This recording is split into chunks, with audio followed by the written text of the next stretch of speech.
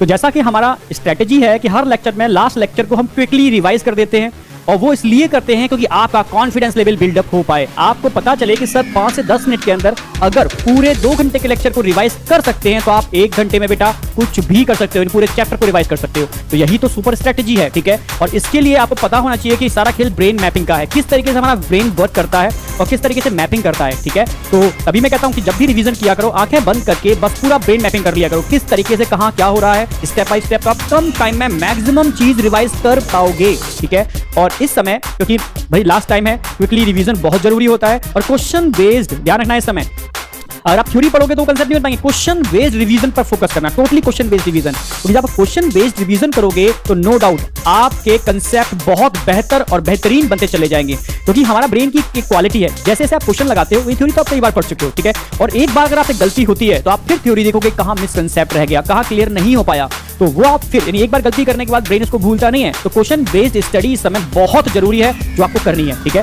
Brain mapping करनी है, यानी ब्रेन मैपिंग का मतलब है आंखें बंद करके हर चीज को रिवाइज करना है, कहीं आप अटक रहे हो तो आपको देखना है, ठीक है। और क्वेश्चन बेस्ड रिवीजन भी करना है आपको, वो भी बहुत जरूरी है। तो ये स्ट्रेटजी यूज करनी है इस लास्ट टाइम पर, ठीक है। आपसे प्रॉमिस किया था, ठीक है।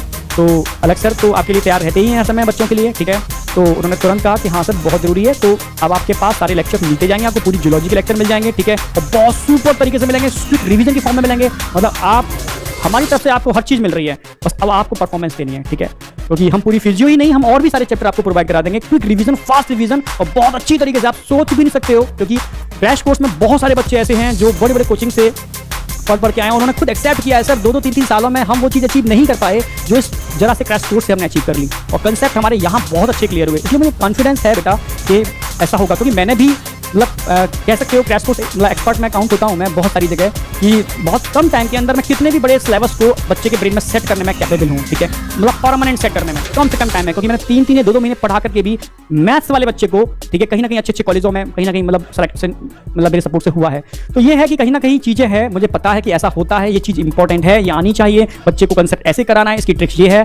तो बस वही सब चीज़ें हैं, उसके बेस पर ही हम बोलते हैं इतना, क्योंकि रिजल्ट हमारे पास है, हमें पता है ये होता है और ये होगा।